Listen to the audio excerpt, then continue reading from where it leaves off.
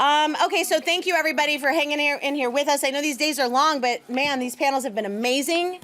While we're waiting for everybody, I just want to give one quick plug. If you think the policy work going on right now on mass incarceration here at Brown is awesome, you need to check out the archive work that's happening at the John Hay. We just acquired the largest archive of a currently incarcerated person in the nation, Mumia Abu Jamal. And we worked really hard. Some of the students you saw speaking here have been part of that work, that archival work, which is also a collection priority called The Voices of Mass Incarceration. 100 oral histories, 100 letters and poems and art created by people that are currently incarcerated, as well as 40 letters from solitary confinement that are within the state of Rhode Island and presently under those conditions. And thank you to Sam Wave real quick, who really facilitated that. The students are archiving that work, but also are testifying in Rhode Island to change the conditions. So this is where a sleepy archive meets policy work and activism and all of it. So we got great things. Talk to Sam about it, talk to me. I want to introduce this next panel. The panel is called Politics, Punishment, and Reform. We got Brandon Elston, Assistant Professor of Sociology from The Ohio State. I put the in there, is that right? Yes, Sade agrees, so. People get salty, okay? I'm from Northwestern. We don't say that all the time. I'm just doing it out of respect. Brittany Friedman, because I like you both. Brittany Friedman, Assistant Professor of Sociology, University of California. Felix Owusu, did I say it okay? Owusu? Mostly? Okay. Exactly, yeah. Wow, I have a touch of dyslexia. I get very nervous. We have Amber Powell. Oh, I'm sorry. Felix is as postdoctoral scholar from the Haas School of Business at the University of Berkeley, California, Berkeley. And we have Amber Powell, who is Assistant Professor of Sociology and Criminology at the University of Iowa. I'm Nicole Gonzalez Van Cleve. I am a colleague with John Eason. It is truly my honor to be his friend and colleague. And I have to say that when I came here and I was all by myself for like 1 year, I dreamt of this type of community. And look, we've manifested it, right? So we're all here. Thank you. Let's get started. I'm so excited. Thank you, everyone. I appreciate the mic. I'm a walker too, like Sade, so helps me out. So the title of my talk that I'm going to spend some time talking with you all about today is Recording the Police, Police Contact, Cell Phones, and Violence. So just to give a brief overview of what I'll be able to talk with you all here today about is cell phone recording the police, my theoretical intervention, recognizing camera cues. I'll talk a little bit about the setting and methods where I conducted my study, talk about one of the broader research questions in my research agenda, and then I'll spend most of my time talking about a few of the findings and then the key interventions and policy implications and conclude with my contributions. So when I started this research, I ended up conducting this interview with Kevin, who's a 42-year-old resident. And one of the things that he said very early on was that he only recorded police when he believed that they would instigate criminal charges against him and his neighbors. So he ended up saying, I feel comfortable recording for future reference. It's just in case they prepare criminal acts against us in the community. So one of the things that really cued me into something that was happening in this data set was this notion of just in case and also future reference.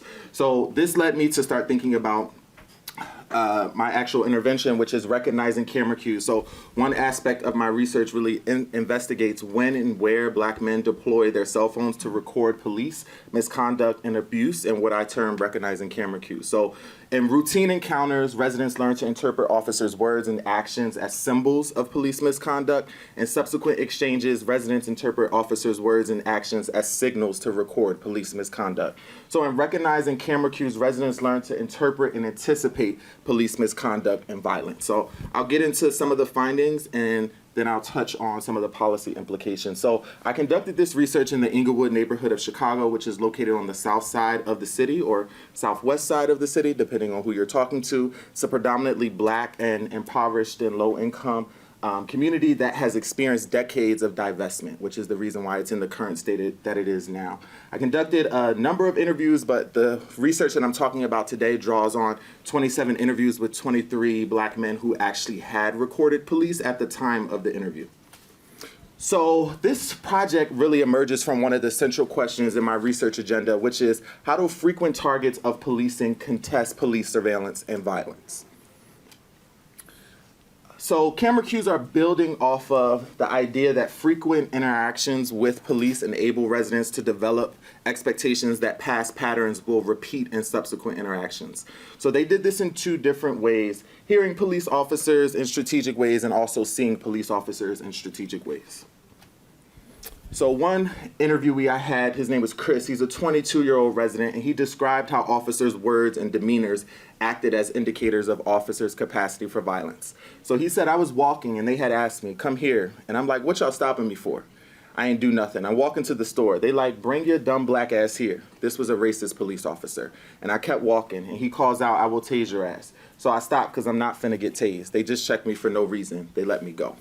So what's important here is that Chris deduces after the officer uses racialized language that this is a racist police officer who will likely engage in police violence, right? So he anticipates that he actually will be tased. And what's also a precursor to this is that he actually has been tased by a police officer and experienced a similar encounter to this one prior to this experience.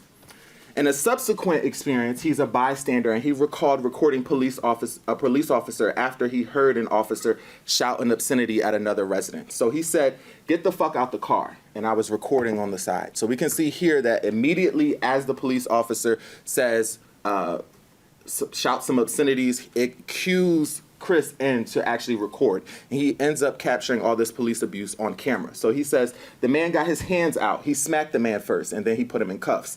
The man wasn't doing nothing. All he did was run a stinking stop sign. He got so aggressive with the man, put him up against the car. He smashed his head.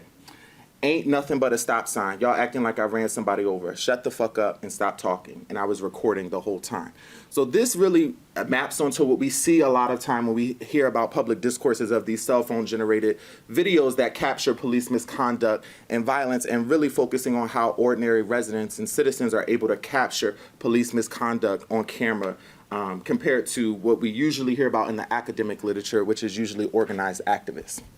So I also had Craig, who was a 29-year-old resident and bystander and recorded police during an impending home raid of his neighbor. And Craig has experienced very similar police encounters that allowed him to interpret and anticipate police actions.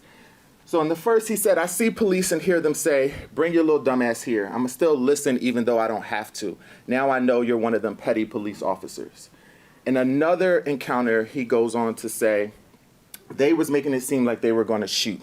They were like, bring your ass out here before I shoot. That's when I got to recording. And I'm like, let me record this shit just in case this police officer do shoot them. So here we can see the parallelism in the statements and the experiences. Bring your little dumb ass here. Bring your ass out here before I shoot. The second time is coupled with the threat of violence. So Craig knows to treat this as significant.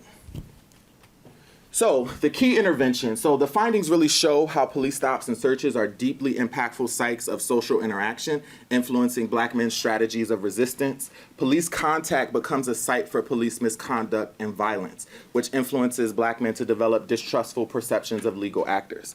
So this leaves us with a question: if Black residents can predict and anticipate police misconduct, they must frequently experience similar police interventions. So now I want to talk a little bit about the social problems that are implicated by my research. So one, I think we need to really establish that police are gatekeepers for the criminal legal system, and also a distinct system that oppresses Black Americans in particular. So by being the gatekeepers, they lead to the entirety of the carceral state, the criminal legal system, prison industrial complex, whatever language that you want to use. And this becomes particularly important when we start thinking about intensified police contact. So one of the ways that one of the things that enables residents in my study to predict police misconduct is the fact that they are actually experiencing high volumes of involuntary police contacts, right? And so the question becomes, how can we decrease low-income Black residents' contact with the police? A second but equally important question and social problem is, how can we decrease low-income Black residents' contact with police misconduct and violence? So I want to talk a little bit about the policy context in Chicago, and stop and frisk, of course, is an immensely huge piece of this. And police unevenly enact stop and frisk in low-income Black communities, which we know when controlling for crime and other demographic factors. But what's also important is that stop and frisk is the leading organizational strategy for police departments in Chicago. So we have these abrasive investigative encounters that are a common experience for many Black residents, particularly on the south and west sides of the city.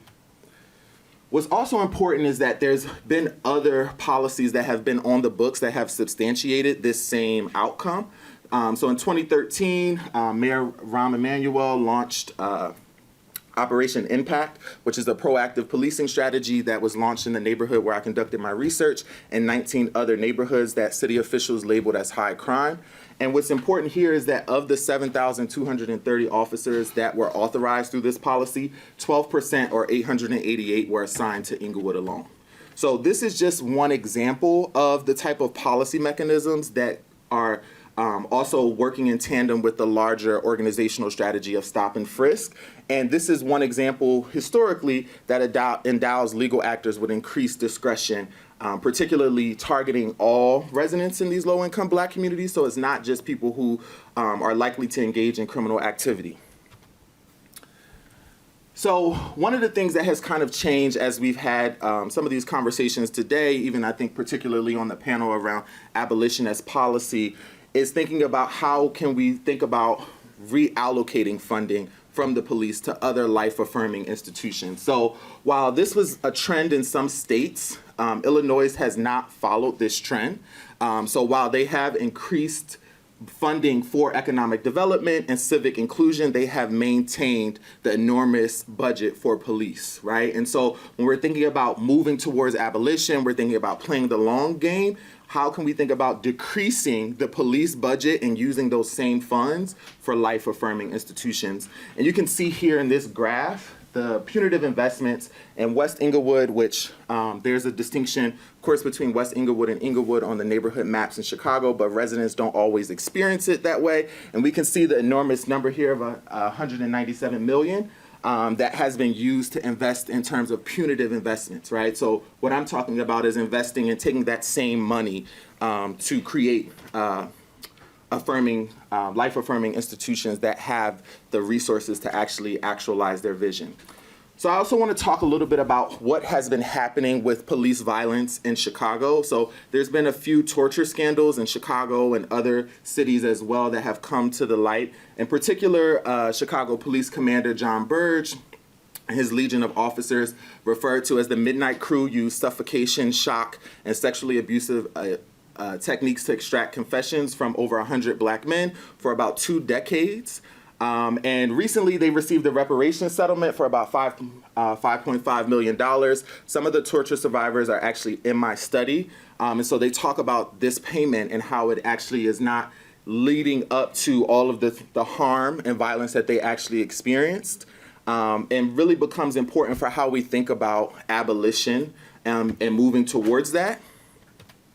So some of these reparations have been seen as the leading paradigm for how to address police violence. One of the key problems here is that all of these things are retroactive, right? So now we have the Chicago Torture Justice Center. Great. It's really also assuming that the police will continue to engage in misconduct, violence, and torture, and that then we will send them to have counseling. We will send them to have education. We will give you a nice settlement, but it does nothing to actually prevent all of the violence that police officers engage in. And we know that one of the fundamental ways that police officers operate is as violence workers. That's what they are trained to do. So we really can't expect anything else when they do what they were trained to do. So I want to conclude with some suggestions for how we can actually actualize this vision, thinking about Chicago and thinking about some of the research that I've been doing. So one, police violence prevention policies. So this is not meant to be prescriptive, but rather a provocation, right? So how can we think about preventing police violence in the short term as we are thinking about the long-term goal of abolition? So policy has attempted to address the extremes of police violence, so police torture. We also have to reckon with the routine ways that police officers facilitate violence. So through the stop and search, strip searches that become very common on the actual street level, which I know surprises some people, but it's something that I continue to hear a lot when I'm conducting research. And then also policies that address these policies that have been on the books, right? So not just the large torture rings and scandals, but also policies like Operation Impact, right? That increase the suspicion and interactions with Black residents in Inglewood and other low-income Black communities in Chicago.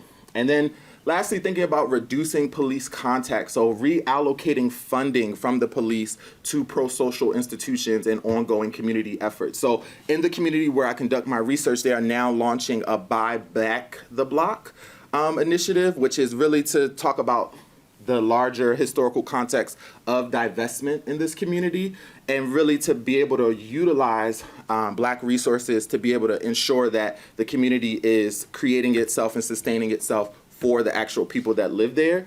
So I think having these things on a larger scale is really important, right? So if we took that 197 million and invested that in buying back the block, investing in local community groups that develop programming to address safety, I think we'll be in a lot better place to moving towards abolition as the end game. Thank you.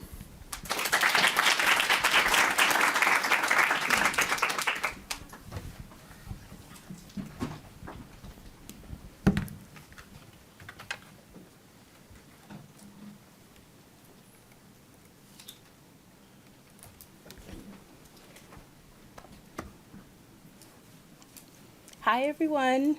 Am I loud enough? Oh, I gotta. No, I'm not really a mover. I'm a mover like this. Yeah. I'll move her up. Okay. I think she said to move it up. Move it up. Okay. Like that. We can hear you great. Okay. Thank you. Thank you, everyone. I want to say thank you very much, John, or I was going to say Eason, but I only call you John, so I'll say thank you very much. Thank you, John, for the invitation. Today has been so fruitful, and so I'm just really grateful to be here amongst all of you, and I've enjoyed everyone's presentations. It was wonderful. So I will be talking a bit about my forthcoming book, but mainly focusing on the sort of the ethos that it was more of a call for an investigative ethos in terms of how we do social science work. And so my forthcoming book, Carceral Apartheid, How Lies and White Supremacists Run Our Prisons, opens with one premise. And that is that most major institutions in our lives are built on lies. If we take a closer look and allow ourselves to truly see into the heart of our society, we see that at each turn and within each pillar institution, whether it be education, health, or criminal justice, there lives a mountain of coordinated disinformation, meaning a network of people in positions of power who are deliberately withholding the truth in order to misrepresent the actual purpose of their institution. In Carceral Apartheid, I document the government's war on Black communities as manifested within our prison system. I track a historical through line that is deployed to achieve a state-backed victory in both society and prisons, where joint efforts between white civilians and law enforcement work together to suppress Black collective action and the right to our freedom. Our prisons are a microcosm where this phenomenon becomes entrenched and escalates, particularly during heightened moments of collective organizing. And so I begin by tracing the rise of the Adjustment Center in California prisons in the 1950s, which are a series of isolation and behavioral adjustment units. And it's a significant practice that is talked about heavily within activist discourse during the time, but it is largely left out of, with the exception of one law review article I was able to find, it is largely left out of the empirical scholarly discourse in terms of really discussing the impact of the Adjustment Center and its rise in the 50s. And it's mostly just because we didn't have much data on the Adjustment Center. Well, I do, and I dug it up as a nosy researcher, if you will. And I had some great leads from some scholars who were like, maybe you should go digging here. And I went and did it and found it. And so I dug it up in an archive to be able to show that the origin of California's effort to identify, surveil, torture, and disappear Black people, they identified as threatening, into the darkest and most secretive corners of their prisons. And so, like the federal government, who they worked with closely, actually, they adopted a warfare-like logic and deployed it behind bars through official means, such as the Adjustment Center is one example, but also extra-legal means, which I document through snitch jacketing, meaning labeling someone as a snitch and so that they will face consequences, through arranging gladiator fights between people that they would like to see either as punishment to one and often to take out an intended target. And then also aligning with what would become the Aryan Brotherhood in California. And most often carrying out these activities in a clandestine manner as though they were thinking of themselves like they're the prison version of the CIA. And so in my work, I found evidence of California prison officials sharing their techniques, so sharing information with other state prison systems via letters, responding to their letters for help with their, quote, troublesome Black problem, end quote, naming self-described Black militants or those seeking to liberate Black people from this battle that they did not start.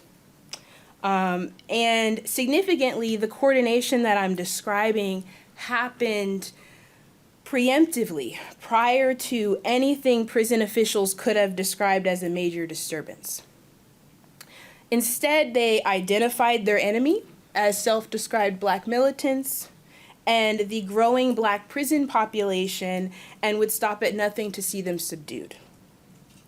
I conclude my book in the present day as incarcerated people across races and affiliations united in hunger strikes off and on for over the past decade in collective protest against decades of war deliberately fueled by the top and their officers, all of which crystallized in its origin, which I show with a desire to destroy the growing Black population amidst the rising civil rights movement. And so my work in this area has several implications for policy and abolition as practiced. And so the first that I will talk about is data rights and access to the truth. As we know, people have risked their lives, people have survived torture, been imprisoned, and died to save information that the state has sought to destroy. Truth-telling as method is a practice of discovery, of rebuilding that which has been attacked, and digging in the dark corners of our society to reveal the hidden. Black feminists have been doing this work for centuries, weaving together histories and creating methods for revolution. Truth-telling as method has taught me that without access to key records and oral histories, the state can prevent us from fully theorizing the reality of racist intention that is rooted in the operation of entire systems and institutions rather than solely the individual racism of a few bad actors. And so I think about this often. If we could hear the backroom conversations, if we could see the secret letters, if we could see covert emails, then we wouldn't be debating the theoretical necessity of centering racist intent, even in a society, a contemporary world that purports to be colorblind. And so, for example, when whistleblowers exposed emails that proved the mid-2010s coordinated effort by government officials to poison the water of Black communities in Flint, Michigan, or when whistleblowers leaked hidden correspondence and directives proving the orchestration, in part by the Centers for Disease Control, of the Tuskegee syphilis study. Once again, the deliberate destruction and declaration of war by the state on the Black community was revealed in the light of truth. Cover-ups, clandestine activities, whistleblowers, and intentionality should be central to our social science understanding of racism in the United States as foundational to the continual facilitation of imperialism. And so as scholars, truth-telling as a method is a process of catharsis. It's really just rising lies up from the dead, and dreaming of a new reality in their wake. And so as social scientists, our work is to really also aid in the reckoning which occurs as a result of truth-telling. And I was thinking as I was writing about this for today, that as a mentee and how mentorship does play a very big role in this. And so as a mentee of sociologist John Hagan, and there's a few of us in here, so there's Heather, Brandon, and Nicole. But as a mentee of John, I know that we were all always encouraged to keep pushing and not back down, which is seen in his co-authored book on police torture and cover-ups in Chicago that Brandon was discussing, that were organized by Chief Burge and Mayor Daley. And also it has been influential, the mentorship of sociologist Alden Morris, who constantly told me to reject how others project fear onto my work and try to categorize it in certain ways. And he said, no, for example, I remember presenting and having someone say, oh, you're just talking about prison gangs. And we got into a theoretical debate, and Alden said, your theorizing is exactly what you're actually talking about the process by which that term actually becomes applied. So ignore them. Very helpful. And then also from the encouragement of Nicole, I have felt motivated to tell the truth about what I have discovered, despite knowing that those in positions of power will not like what I have to say, just as she does in her book to expose the real crooks of Cook County. And so through this mentorship, through friendships, through exchange, it has been significantly influential, and I think that it for me, in terms of staying in my power, and I think that it is very influential in supporting those who choose that path, which I think that we have that like-mindedness in this room. And so supporting the collective reckonings that are happening within our society is a key part of our methodological work as social scientists, and building conscious communities who support this vision is essential to maintaining staying power and subverting white supremacist conventions where necessary, also in our disciplines.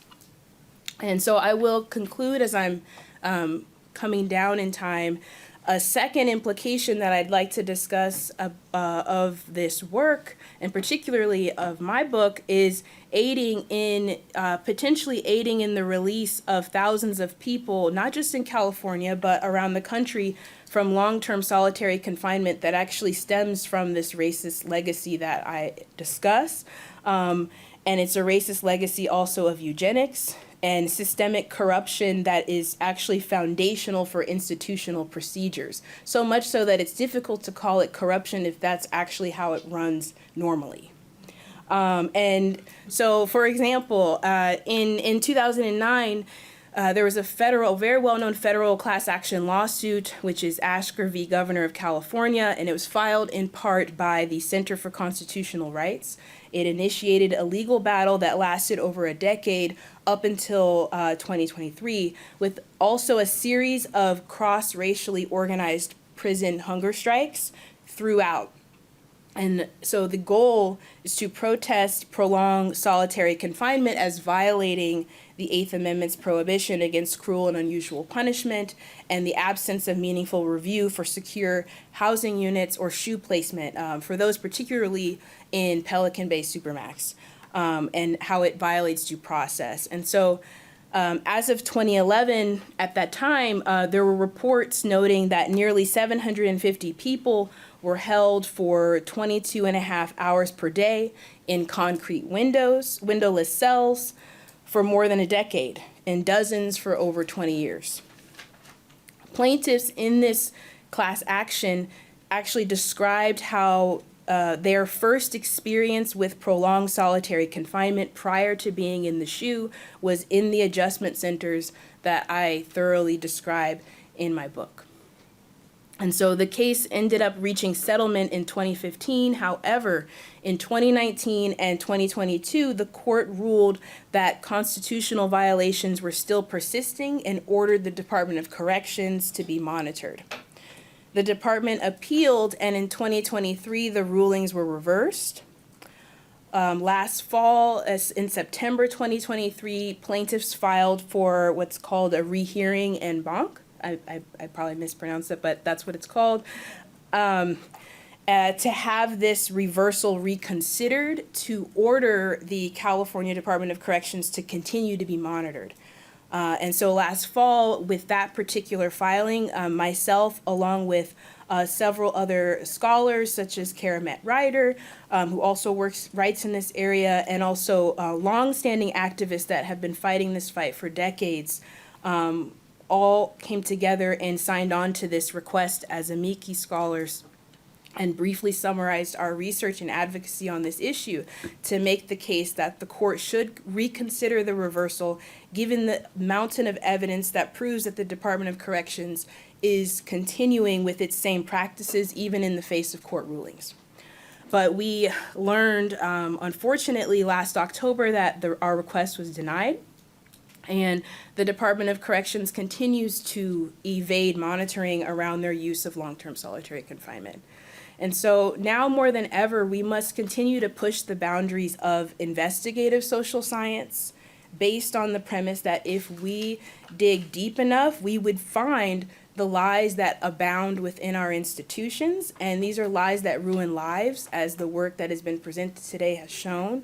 And so I believe that this must be central to our work toward abolition as policy and practice, because we have a duty to see clearly, and in order to do that, we have to often investigate and fight to do so. And once we can see clearly, we should provide a safe community, as we're doing here today, for all of those who are committed to doing so, because this work of collective dreaming cannot be done alone.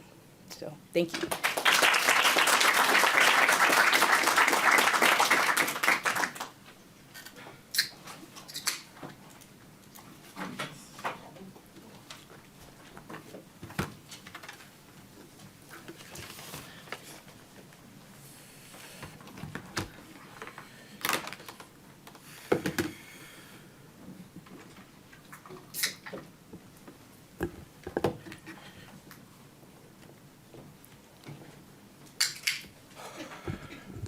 All right, everybody hear me okay?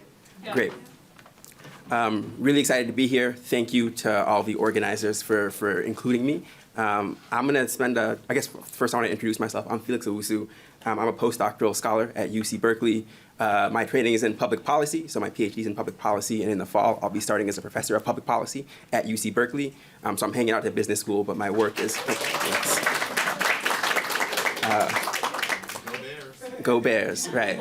So I just wanted to help you all understand where I sit, and I figured given the charge to focus on policy, I would and my training as a policy professional, I'm gonna try and spend as little bit of the time as I can talking about my own research and as much as I can about the policy sort of lessons that I've gleaned from my experiences as a researcher and working in government today. So I will be sprinkling some sort of findings and anecdotes from my research throughout, but I'm gonna try and focus mostly on sort of the takeaways that I'm getting in this context. I'm also an economist, and I'm not going to apologize for it, but I'm not going to show you regression figures either, which is why I don't have slides.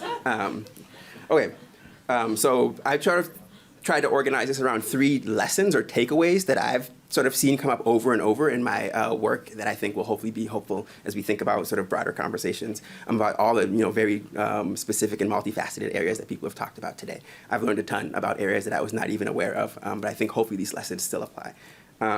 So the first is that the criminal legal system is really complex and multifaceted, which is very basic to everybody in this room, I'm sure, given the research that everybody's been doing. But I think this has implications for how we think about reform, and specifically targeted reforms that look at a specific decision point, decision maker, or element of the criminal legal system as a site for change. And I definitely understand how, given political processes and other things going on in communities, often we strike where we can when the iron is hot and try and make sort of change when the window is available, right? But I think this is a lesson that we have to take to heart, because often not considering the reactions that we're going to see elsewhere in the criminal legal system, or even just more broadly in our communities, can mean that these policy changes that we think are going to have one effect might have very different outcomes than we expect, right? So this is a lesson that's been reinforced in my own research on what happens when district attorneys in particular use the discretion of their offices to advance an agenda of reform. And so I particularly look at these types of reforms taking place in Suffolk County, Massachusetts, as well as Durham County, North Carolina, in some ongoing research. And I won't go into that into too much detail, but one of the things that we found that motivated this research is the sort of big gulf between the conversations about what people expected would happen after these kinds of prosecutorial reforms, and then what happens when you look at the data to try and figure out what are the changes that we're seeing in the level of punishment that's that's occurring, and what's the distribution of that punishment, right? And so we, despite a lot of the motivation for these policies coming from communities and DAs who do have a genuine interest, I believe, in reducing punishment, we tend to see pretty muted declines in punishment as a result of these policies, right, in multiple jurisdictions that we've looked at. That's not to say that's always the case, but the ones that we're able to get data on, we see much, I think if you ask people their priors on what the change would be, and then you showed them what it actually were, people tend to be quite surprised that they're, much smaller. These places tend to have the offenses that are supposed to be deprioritized. They continue to be prosecuted at pretty high rates, right? We also see evidence of substantial heterogeneity in how these policies are put into practice based on the characteristics of the defendants themselves and the cases that are coming into this place, right? This is particularly of concern given that many of these policies are motivated by concerns around racial disparities, and we're seeing that when these policies are being implemented in sort of this discretionary framework of get it where you can in the pipeline, that discretion is still showing up in ways that you might expect, right? And so we actually see discretion leading to widening racial disparities in some contexts, despite that being one of the explicit goals to address with these policies. And finally, we see really big differences in impact across jurisdictions, highlighting that the local context in these jurisdictions matter a ton, even if the policies on paper tend to look pretty similar and have very similar coalitions of people who support them, right? And so in our quest to try and understand all this difference, this divergence we're seeing, divergence from expectations, divergence across jurisdictions, a few things kept coming up. And this is one thing that I will say I'm very happy to be able to collaborate with folks who are qualitative researchers, because at the point where what we can learn from our administrative data set stops, things like being able to do interviews, detailed reviews of other kinds of sources from like news and other things that were going on in these communities, having community partners in each of the communities that we work with, I think have really helped us like understand some of the mechanisms at play in this place a little bit. And I want to give a shout out to my co-authors, people like Sandra Smith, who have been really great in terms of trying to broaden sort of the methods that we can bring to these questions. But we keep seeing a couple of things come up. And I mentioned already discretion, and that's like the discretion of the staff within the office. And so you might have a policy, but then there's a bunch of ADAs who have to actually deal with implementing these policies. They're people who have often been here before these policies, or the current elected person was there. They'll be here afterwards, right? And they have their own agendas, their own preferences, and their own beliefs about what should be happening. So that's one aspect of it. But we also heard time and time again opposition from elsewhere in the criminal legal system, and police in particular, right? Police can respond by either increasing or decreasing the nature and extent of their surveillance in different kinds of communities. And they can, they can increase or decrease their arresting intensity, right? They can collect different evidence or submit different types of charges to the courts in terms of describing the conduct that's been going on to try and circumvent these policy changes that target certain kinds of behavior. And they have priorities themselves that might conflict with the DA. They might want to show that they're clearing lots of cases to show that they're being responsive to communities, concerns around public safety, right? And this is not even getting into things like broader political pressure. Living in the Bay Area, there was already a very big conversation, and the DA ended up being recalled because of these very big concerns. And there was a lot of concern that it was actually driven by people who aren't even in the state of California or living in the Bay Area who are have their own preferences on this. I know in Suffolk County, Senator Tom Cotton was essentially obsessed with DA Rollins for much of this this time period, and this person's not living in Massachusetts or working in this area, but had a very big role in here, right? So not considering these other kinds of ways that people can react, sort of, I think, is part of why we're seeing these divergences from what we hoped would happen and what we'd expect would happen. And so my takeaway from all of this is that targeted reforms can be helpful in various contexts, but they should also consider ramifications throughout the criminal legal system pipeline and beyond. And they need to take seriously interventions that just limit the scope and power of criminal legal system actors to undercut policy, right? And so I think this is like this is a point that has come up a couple times. Many of the policies that we understand today contribute to mass incarceration and contribute to racial disparities and contribute to expanded punishment, right? They were championed initially by reformers who thought that they might moderate the system, certain excesses of the system. So I won't go into all these details because several other folks have brought this up, whether we're thinking about the expansion of community supervision, whether we're thinking about gender responsive care in prisons, whether we're thinking about technological alternatives to school resource officers. So many people have brought up examples of this, and this it just keeps going over, right?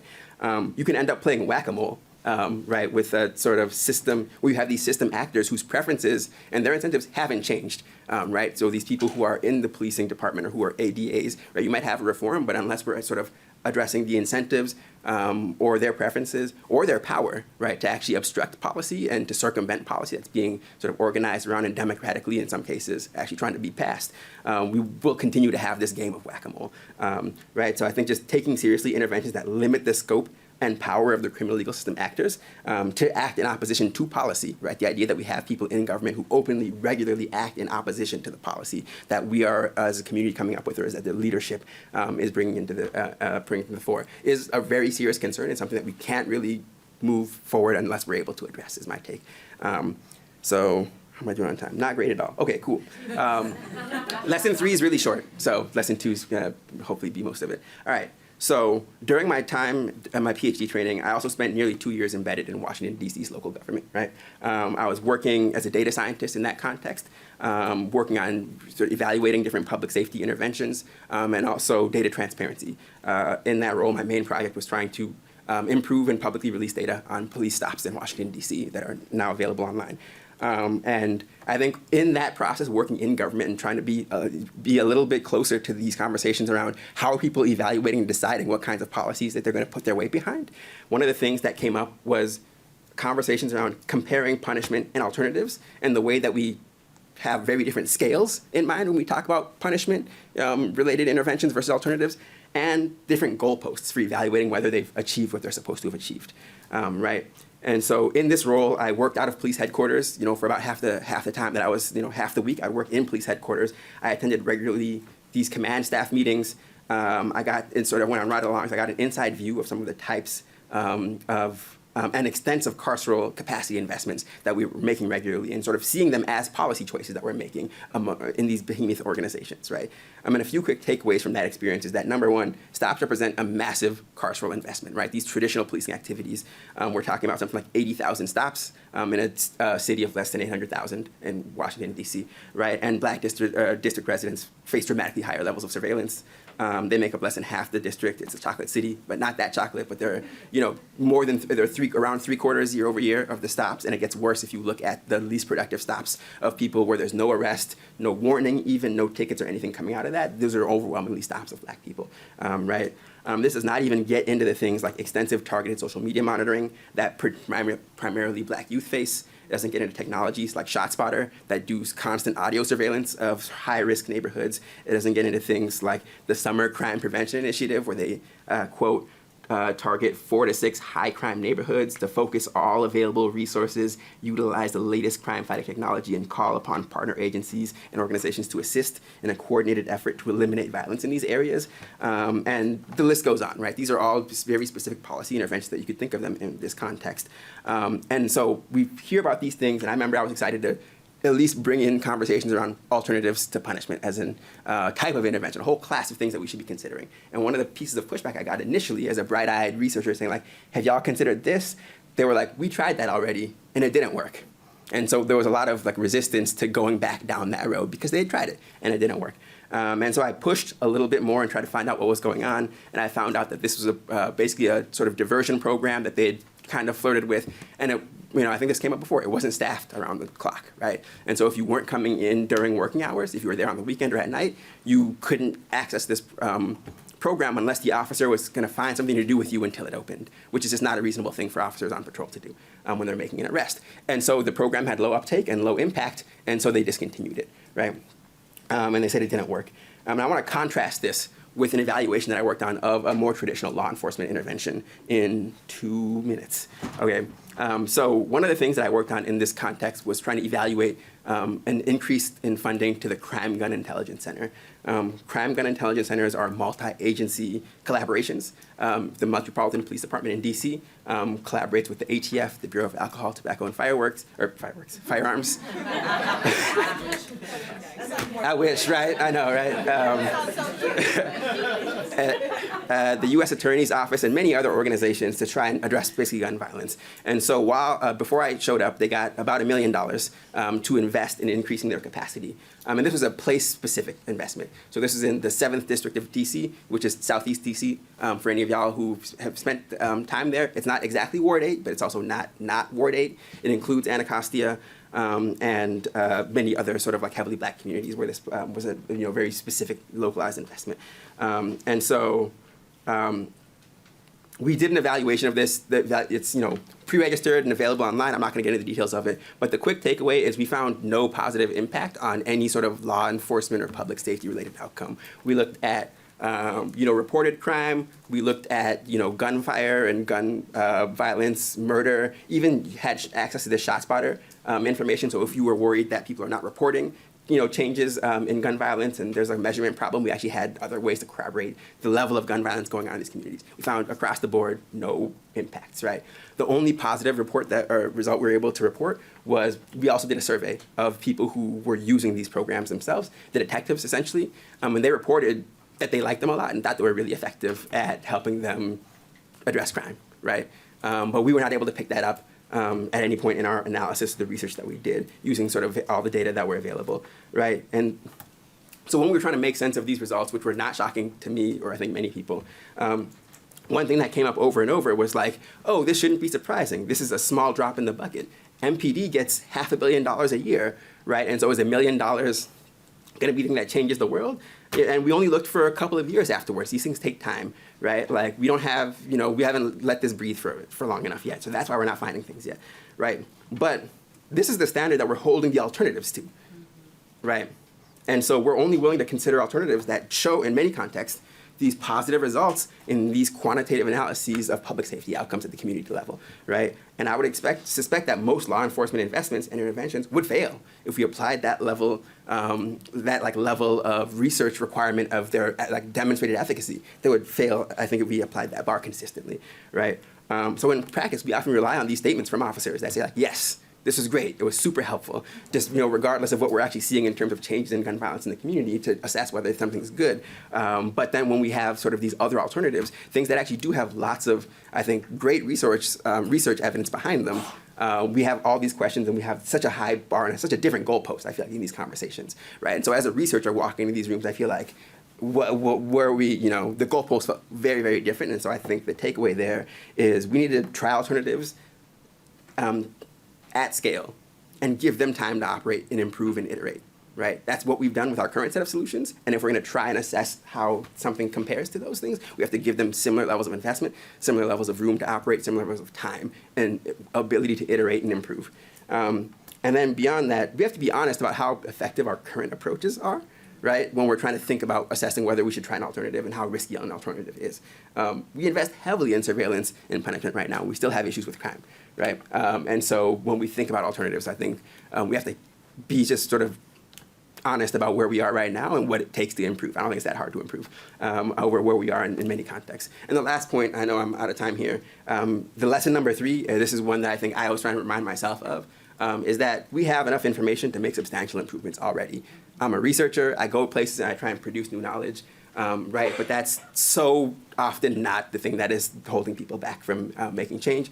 Every single place I've been, there's people in these communities that have spent years already understanding and cataloging the things that would be needed to improve these contexts. And so, and I think there's also evidence that in many contexts, we know that punishment isn't the answer, and we operate with that understanding, right? It's just a question of why in very specific communities and very specific places do we default to punishment? Because it's not the idea that we always do this or we have no other frameworks or no other knowledge of how to do this. We see this across the world. We even see this within the country in different types of communities, right? And so I think just acknowledging that, like, when new information is actually the limitation and new research is needed versus when we need to just like actually listen to the people who've been saying the things for the longest time and have the courage to try something new is like the last lesson that I'll leave you with.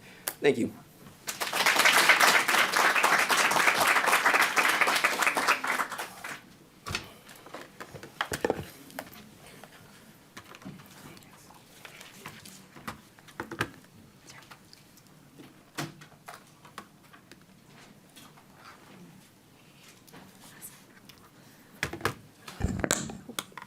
All right, can you hear me? Okay. Wonderful. Well, good afternoon, everyone. My name is Amber Joy Powell, and I'm an assistant professor in the Department of Sociology and Criminology at the University of Iowa. And it's so wonderful to be here with you all. There's so many people in this room whose work I've read, and it's just wonderful to just be in the room with you all and to talk about ways to end incarceration.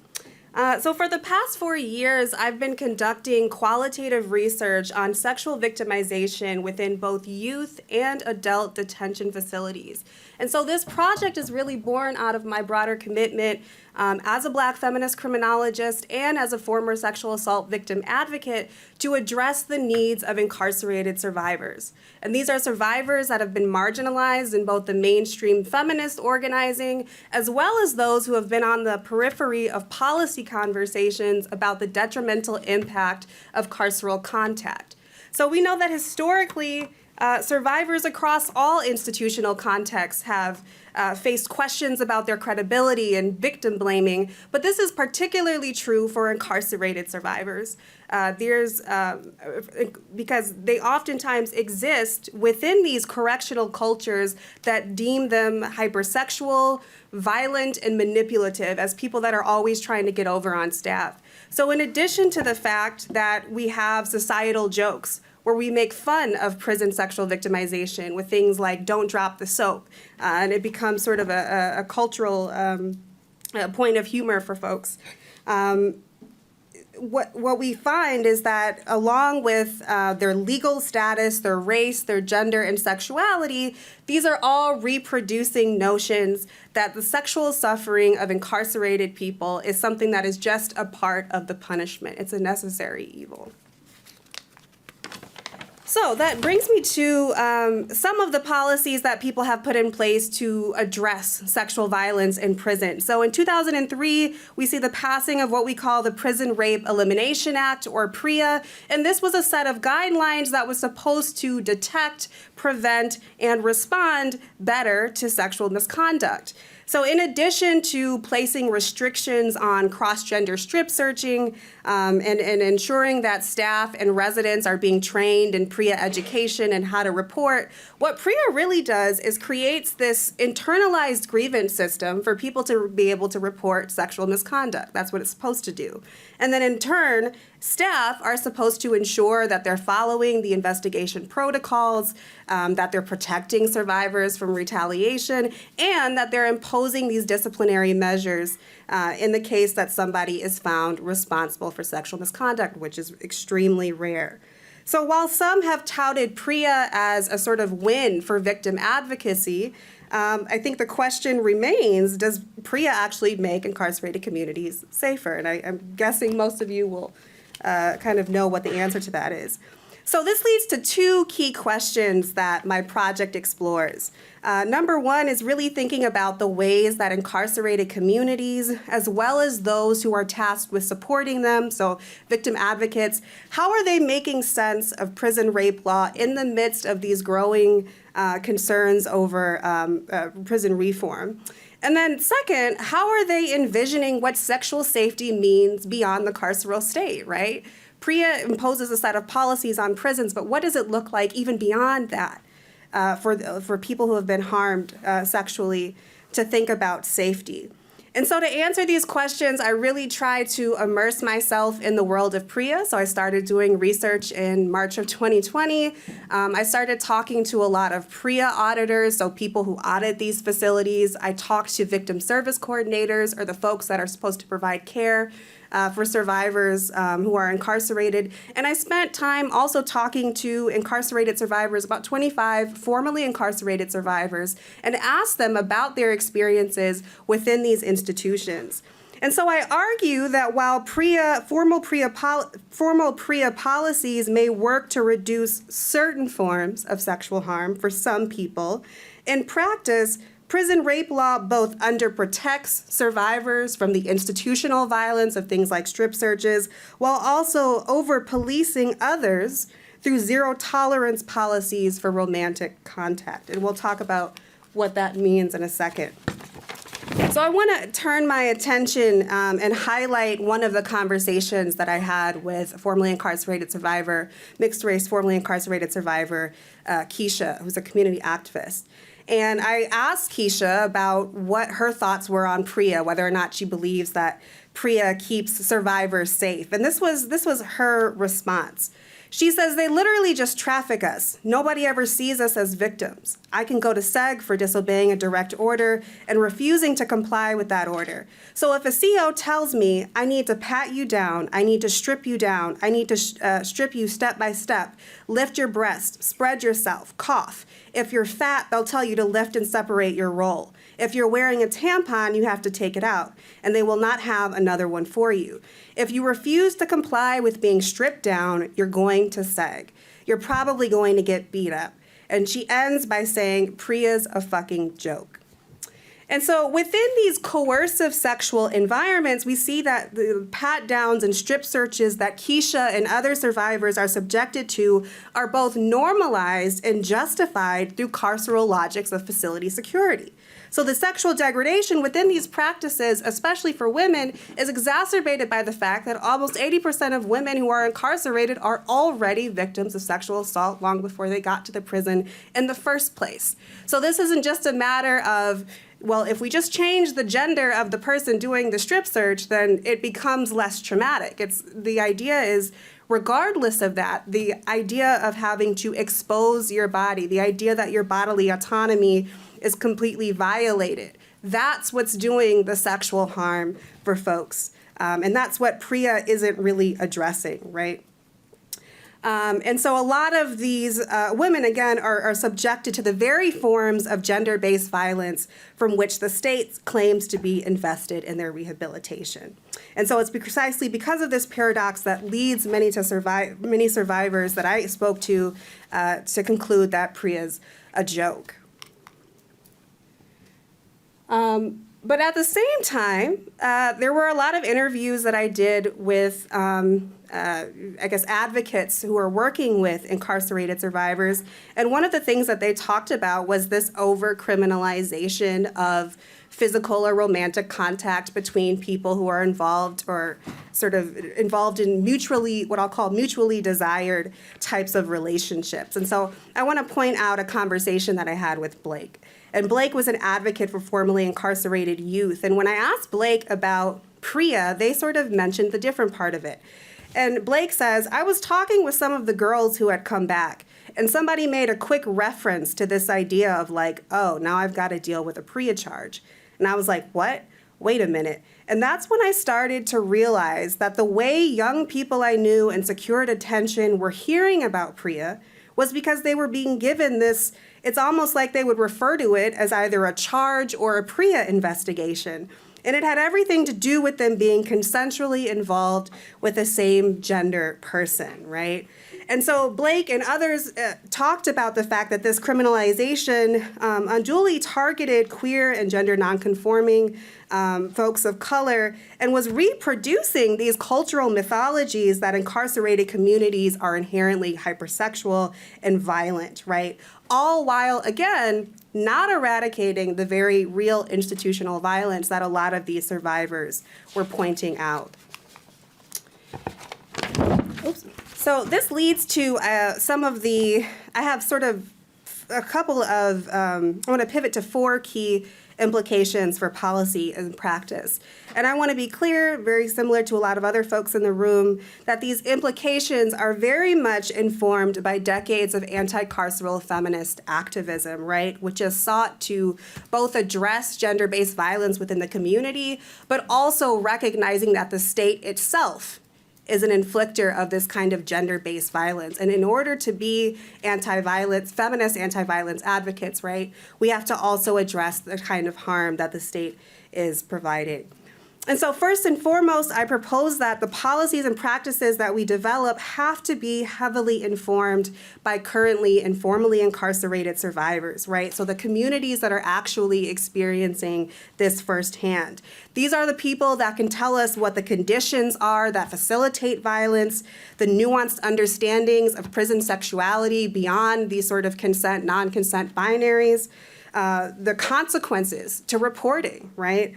The effectiveness or lack thereof of these various reforms, and again, what those visions of sexual safety look like beyond the confines of the carceral state. And so this was really important to my own research, and one of the things that I would ask survivors is, what do you want me to do with your story? I was honest and transparent about the fact that, yes, these go in publications, but beyond that, what would you like to see? And I remember Nico, who was a formerly incarcerated Black man survivor, he said, I wish that there could be more narratives around Black men and sexual assault, what's being done to them. And I think that we have built a culture where it's dangerous for Black men to be able to say these things because they're perceived as gay or all of these other things. And I would love to see, in addition to, policy and things being changed, there has to be a huge effort putting into play for Black men and molestation and sexual assault, right? And so that's one of the things that I think in this work that we have to be able to address is sort of the intersectional dynamics, because in this case, and I didn't talk about it a ton today, but we actually see high rates of Black boys being sexually victimized. So about 90% of the boys reporting, or 90% of the youth reporting staff sexual abuse are boys talking about sexual abuse from women, right? And these are different intersectional dynamics than what we would typically see in the violence against women framework. So what we do is we have to make sure that the different types of, that we're also speaking to people who've experienced this firsthand. The second part of it is that our efforts should be undergirded, again, by the sort of anti-carceral feminist advocacy. And we know feminism has played a huge role in the advocacy for victims, but we know sort of historically that what has happened is that feminist grassroots movements tend to get co-opted, right, by criminal justice agencies, and that changes the dynamics of the advocacy, so that things that were initially intended to advocate for survivors turn into expanding carceral power. How do we expand the power of prosecutors to sentence more? How do we expand the power of judges? How do we sort of increase convictions, right? All of that is about expanding carceral power. And so it's central to keep in mind to not sort of fall for the same things that we have in the past, and to keep in mind that these movements really should be about how do we get people out of the system. So again, if we're invested in anti-violence, if we're invested against sexual violence, we have to be invested against getting people out of one of the biggest areas of sexual violence that they face, right? And I do want to mention that there's several harm reduction policies that I do think are important starting points, right? So we see a lot of feminist organizing around ending the criminalization of mutually desired physical contact. We see a huge support for ending the use of strip searches and providing more confidential access to rape crisis centers. All of that is important. But an anti-carceral feminist approach challenges us to move past simple harm reduction and to develop ways that we can both prevent survivors from entering the carceral system in the first place and support their release back to their families. And we've seen actually a lot of progress in this in the juvenile justice space and the sort of closing of youth prisons. Third, and it's one crucial avenue that many survivors have utilized, is joining lawsuits and developing media campaigns around the abusive conditions that they're facing. So we're seeing this at Rikers right now. There's over 700 women who've are filing lawsuits against Rikers right now because of the kinds of abusive conditions that they face. And I remember talking to the survivors in my own study. A lot of them didn't know how to do that. A lot of them didn't know what the next steps were. They didn't know who to report to, certainly when they were incarcerated, but even when they got out. And so I think being able to support people pursue legal action and accountability is extremely important. And then lastly, I think we need to support policies and practices that invest in building safe communities. And I say this because, again, most of the incarcerated survivors that I spoke to, including men, had experienced either sexual or physical violence long before they ever got to prison in the first place. And particularly with women, we know with the sexual abuse to prison pipeline that people are criminalized because they're trying to survive abuse. And so I remember asking Yvette, who was a mixed race survivor, and one of the things that she said when I asked her, what did you need to feel safe in your community? She says, I needed an adult to protect me for once and to not criminalize me for trying to survive abuse. You don't have a problem charging me with escape charges of running away from home and locking me up, but you wouldn't even try to protect me and go after this man that sexually molested me, right? And so we have to, for those of us, again, who are invested in feminist approaches, we have to really think about what does sexual safety look like within these communities? How do we prevent folks like Yvette from even experiencing that in the first place? So with that, I'll go ahead and stop, and thank you.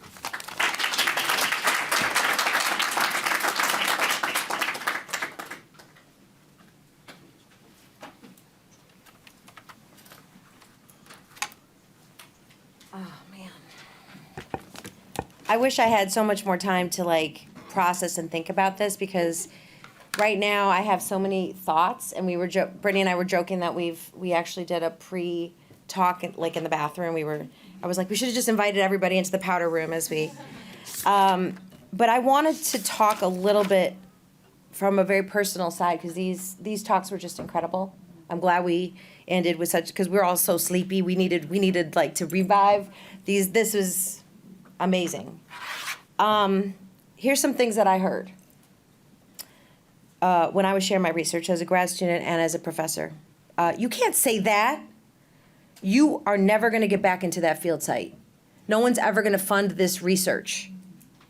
This is dangerous to you, tenure, your reputation. They will come for you. I think this idea about my reputation, I'll say it this way. My reputation is about telling the truth. I was at a critical race conference one time, and I said there is no accountability in police-involved shootings. They have a blank check, and prosecutors sign it every darn day. They know. They cover it up. They are complicit in police murder. It was a black law professor that called out from the back and says, that's just Chicago.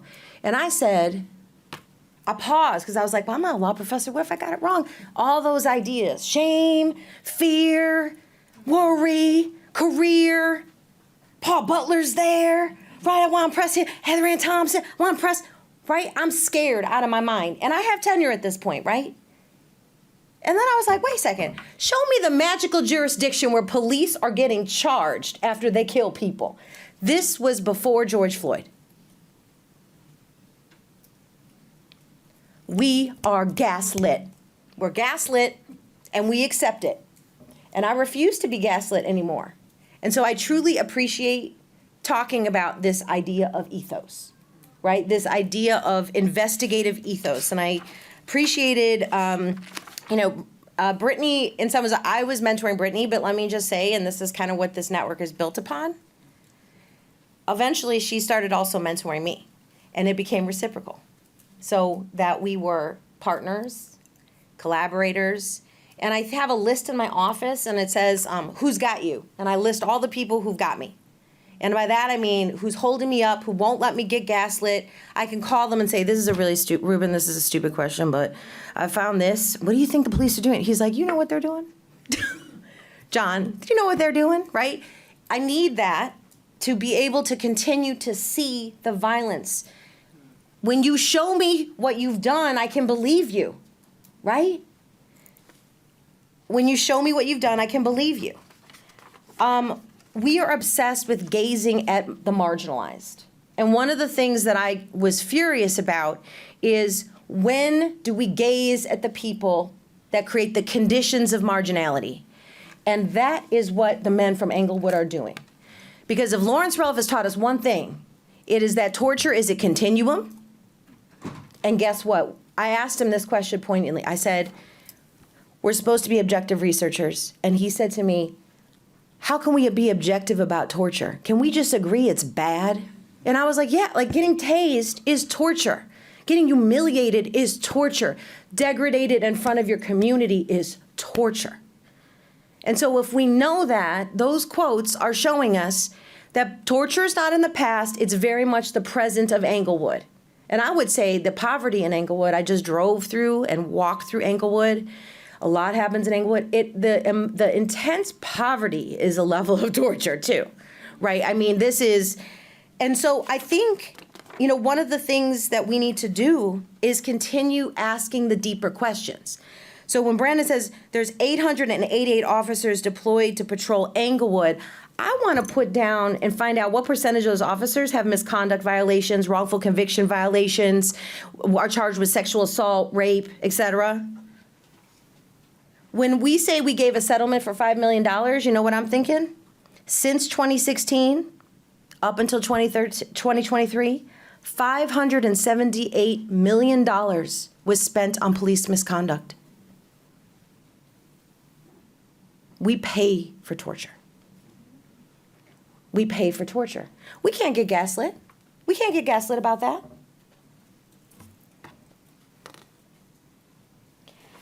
When I walk into a field site, I anticipate, if I'm studying up, that police are going to lie to me. I know they're going to lie to me. Because lying is part of the culture. But it's not called lying.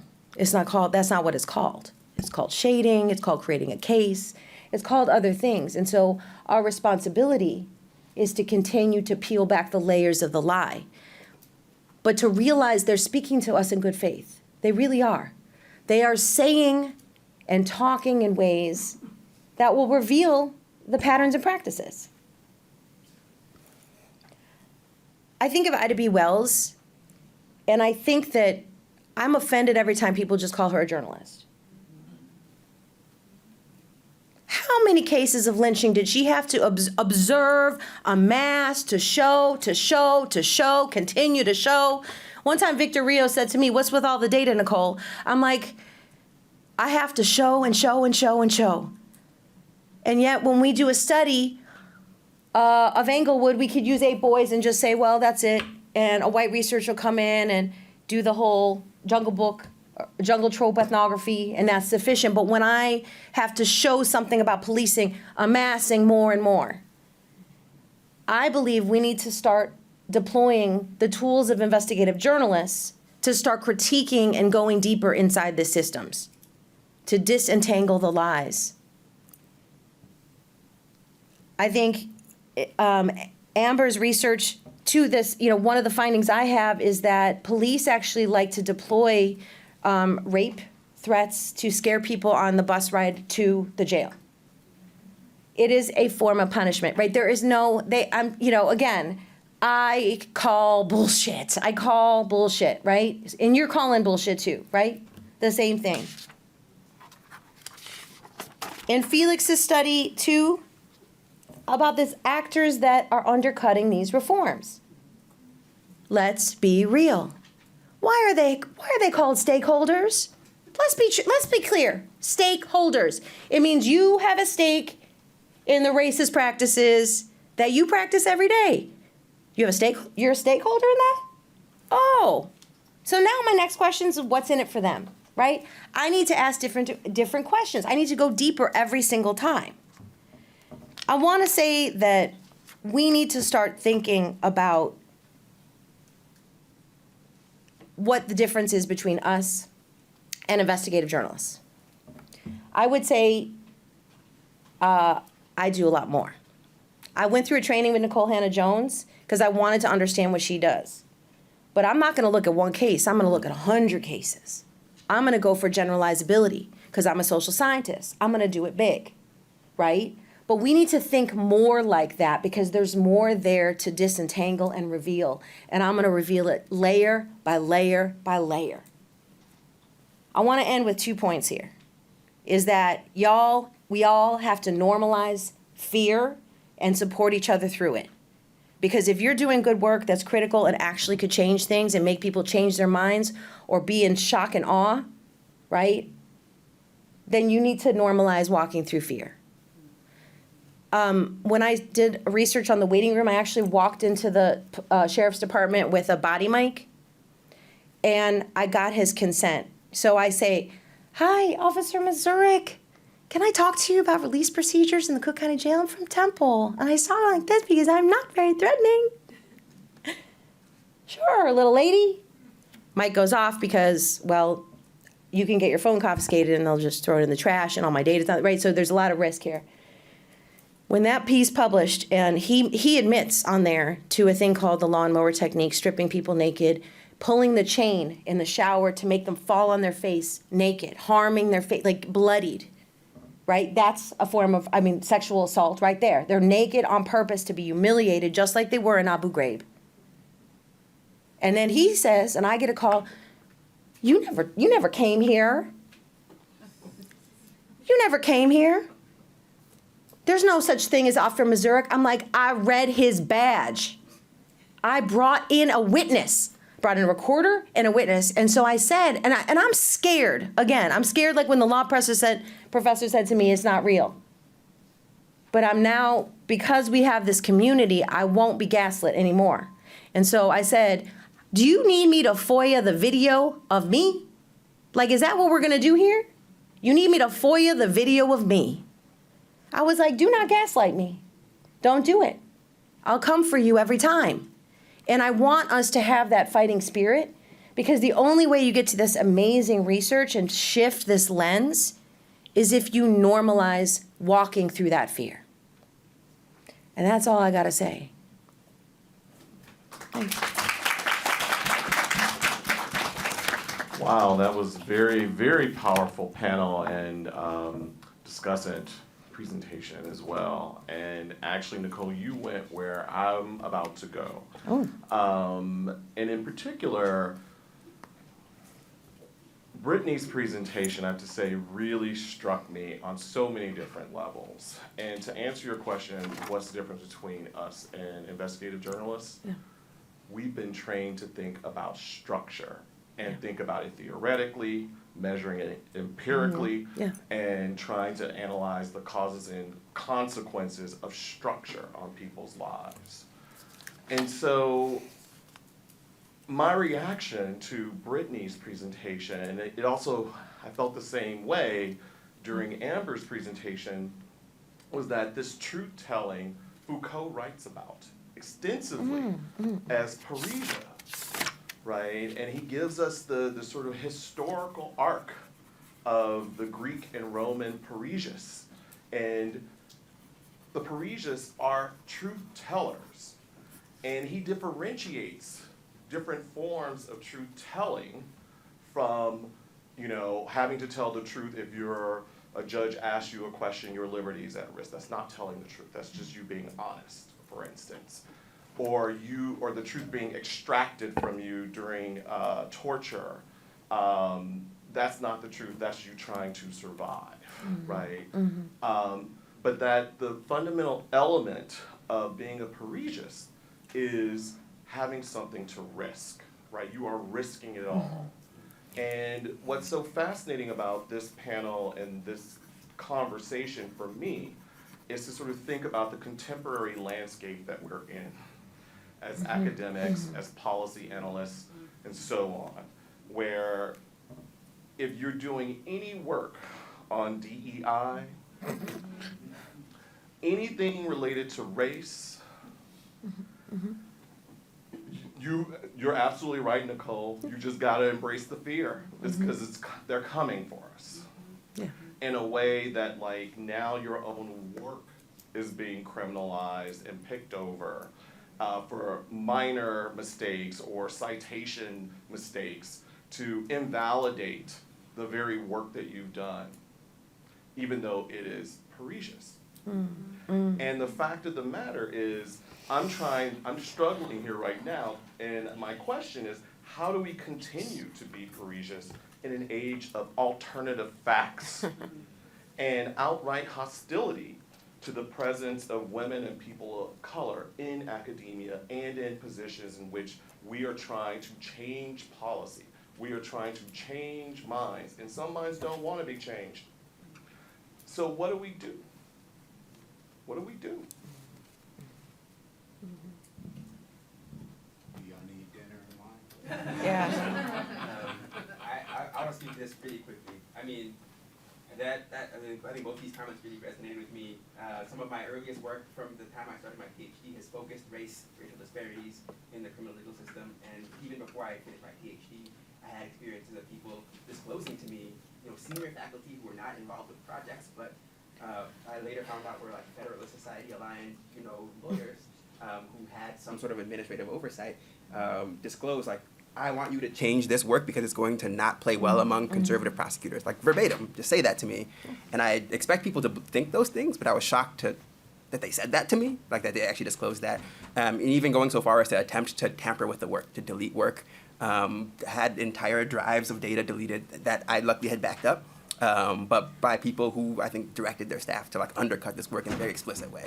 And walking into police headquarters half the time where you're trying to use the bathroom and the person sits down next to you and their gun is pointing at you because they keep it on them all the time. Right? Like these are, I think, experiences that we got to be ready for. My strategy, and I don't think this is a good one or like a one that I would recommend, right? But I think early on I decided that like I can either like be worried about trying to maintain sort of an alliance with the academy, or I can like be prioritizing trying to generate knowledge and sort of improve policy.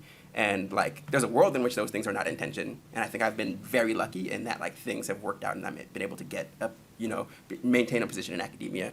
But I decided like explicitly that like there's a very real possibility that this is going to not work out well in the sense that I won't be on an academic track. But I know there are communities out there who have me. And if I am working in a nonprofit setting or with government or organizing or doing, I'm still gonna be contributing to this broader project. And like, that's what I'm here for. Rather than like, I could like study finance and stay in academia. Like that, like academia wasn't the goal. But a lot of people it is. And that's like a very reasonable thing to expect to want that to be a part of your core, which is why I can't say that I recommend it, but that's how I've navigated it, is I had to like explicitly decide because I faced so much pushback early, and including like people on my committees and not my committees that I ended up with was great, but earlier on, year 1, year 2, there was a lot of lack of interest in my work that was too specific because it was about race, it was about crime, etc. And I just decided that was a cost that I would bear if I needed to, and I think that's the only way I would have been able to do it. So I just co-sign. You got to be ready to walk through it and have people who hold you down when you do it. We're going to take one more question because I need to take or you can Can I answer. respond to that too? Okay. So I really love that question, Brian. Thank you very much. And I really love the synergy between our panel. So I think, how do we continue to do it? One thing I was thinking, honestly, when you were talking is because I'm visual, I was thinking, one of the reasons I love Black Twitter is because of the invention of this you. And I feel like it's like, It's amazing. This you, but I think to myself, and I'm like, but I know so many people that's how you have to think. And that's what I heard as well in terms of what Nicole was describing, what Brandon is researching as well. It's like you have to keep your receipts, not just in, we have to in the hidden curriculum, right? We have to keep our receipts because someone will say they didn't say what they said or they didn't, you have to put it in an email. Like, yes, you did. That's this you. Same thing with our research, because, for example, I had the California, so a particular archive, let's just say, a particular archive pulled some files and claimed that they never had them. I had a historian email me and said, I'm looking for these files. They told me they never had them. And then I sent back, I was like, it was a this you. I was like, no, they did have them. They just lied. And so I think that how do we do this work? Well, we build community like we talked about, but we do have to you have to keep your own record. That's why I love Kelly Lytle Hernandez's work on Rebel Archives and this notion of keeping an archive for these very reasons and recognizing that archives come in different shapes and form, and people have been keeping archives and a record in order to come back and have these moments to be able to prove what has been done. Can I just respond to that too? So thank you for the question, Brian. I think it's a really important one. I think especially invoking Ida B. Wells, right, who was dedicated to speaking truth to power in everything that she did. And one of the things that I think when we talk about Ida B. Wells, and I always assign her in any class that I teach because I think that she's understudied and undercited, and there's an immense amount that we can learn from what she was actually writing about. In particular, the sacrifice, right, that she experienced in her own personal life by endeavoring to talk about lynching, right? So she was ran out of Memphis, right? And so I think when we when we think about the histories of what has happened with the truth tellers, with sociologists, right, we have to remember that they were very radical in their origin and they experienced a number of assaults on their personal life in order to advance society forward. And so I think if we are thinking about continuing that tradition, we have to be able to put those same things on the line, right? And recognize that it might not be easy, but resistance has never been easy, and it is immensely important to the Black radical tradition in any forms and variations as well. Did you want to answer? Yeah, I mean, one of the things, can you hear me? One of the things that's also been really helpful to me, and it was mentioned before by Nicole, is this idea of being able to have a community of mentors, right? Having people who you can talk to about the kind of work that you're doing, people that support it, people that get it, people that have been there before. And so I think for myself, that's been one of the key things. I mean, even in this group, we have like a Black feminist writers group, which has been just, it started off as just kind of focusing on looking at our different works, but now it's been really just a space of support where we can talk about these things and what are the kinds of risks that we're taking, what are we comfortable doing, what are we not. And so I think for myself, that's kind of been the thing that's been grounding to me, is talking to other people that are doing this work, especially around violence, because there's so much emotional labor that goes into that. And so really talking to people who get that and understand rest, that we can't just produce, do this interview and do another one tomorrow and do another one. Like, we have to be able to kind of slow it down and take our time with some of this work as well. I want to close this out, but I got to recognize you guys have been an incredible audience and participants. Each of the panels have been great. I do have to have Chloe stand and recognize her because she hates this. This is why I'm doing this. There was a lot of thought put into each panel, and Chloe participated heavily in crafting these panels and making sure each of you got here as well. So she's incredible, and I want to thank her so much. I want to acknowledge Ivy for keeping us reasonably within our time period. 2 minutes behind. You're not working hard enough, Ivy. Great job, Ivy. Thank you so much. And I'd be remiss if I let you all leave, because I leave before I mention this. Nicole and some other folks have inspired me to embrace my own fear. My fear wasn't outside the academy. My fear has been inside the academy because of how the conversation on abolition has been shaped over the last 20 plus years, where it's been this strong, it's been a strong dichotomy. Either you're an abolitionist or you're a reformer, right? And I think part of why I wanted to call this symposium together wasn't just because I wanted to pay things forward. So I'm full reveal here, right? I got $398,000 through the National Science Foundation. It's 400 for this project, and this project page we just released this, and to try and center rural communities of color, especially those that have prisons, and put their voice in the midst of a discussion on abolition has taken me years to accurately and succinctly place that, because I've been told in no uncertain terms. I was on a panel, and a black dude once told me on a panel, I talked about the precarity of rural communities of color, and he said, frankly, my dear, I don't give a damn. And I think that Monica and a host of others here who are pushing the boundaries in terms of the narrative for what abolition is and how we should be thinking about it. I can't tell you how much I appreciate you guys showing up and showing out. You have given me, this has been a very long day, but I am incredibly energized from this discussion. So go to the Urban Institute, check out this page, you'll see a new blog. I not only work with junior researchers in the academy, I'm promoting the junior researchers in urban, especially those who are looking at work around racial disparities in the criminal legal system. And surprise, surprise, those folks it looks about like this room too, the junior researchers I'm working with as well. So I really appreciate everyone. We have a great dinner planned for you. It's at 6:30. It is the restaurant is, I'm not gonna say this online because I don't want other hungry people showing up, but y'all know where you're going.